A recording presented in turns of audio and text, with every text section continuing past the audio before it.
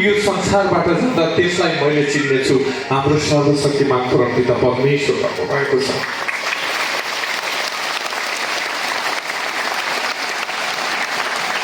कहिल्यै सच्चाइ माथि र यो शाखामाथि कहिल्यै कुठाराघात गर्नु भएन।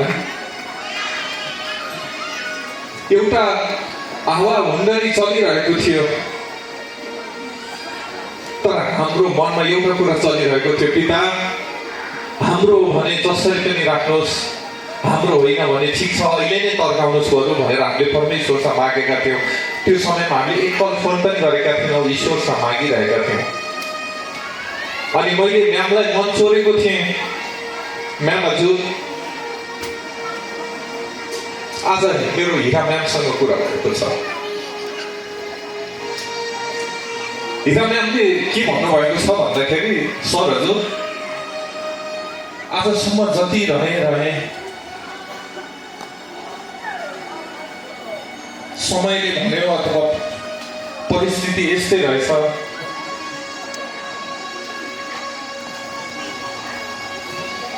आजबाट म तपाईँहरूसँग सच्चै केन्द्रमा रहन्न है भन्नुभएको छ भन्दाखेरि सुशीला म्यामले गहभरि आँसु बनाएर, हिराले त्यसो भन्दा सक्दिनँ, त्यति विश्वास थियो।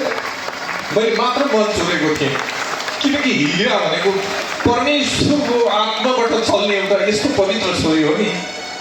सुख के हो दुःख के उनलाई राम्ररी थाहा छ।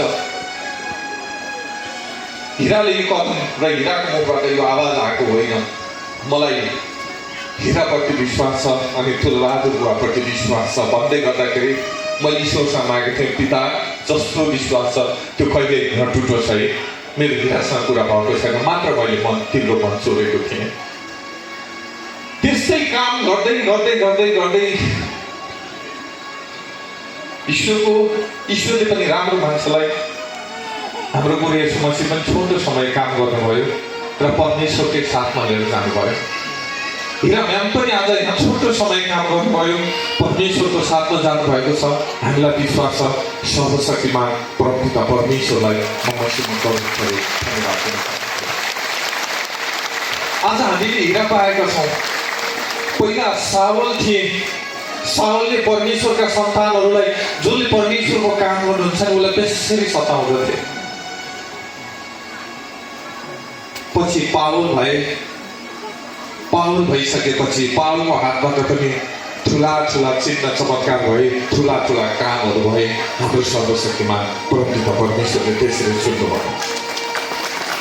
आज हाम्रो साथमा मैया म्याम हुनुहुन्छ, आजसम्म मैया म्याम हुनुहुन्थ्यो, आजबाट मैया म्याम होइन, आजबाट हिरा म्याम हो।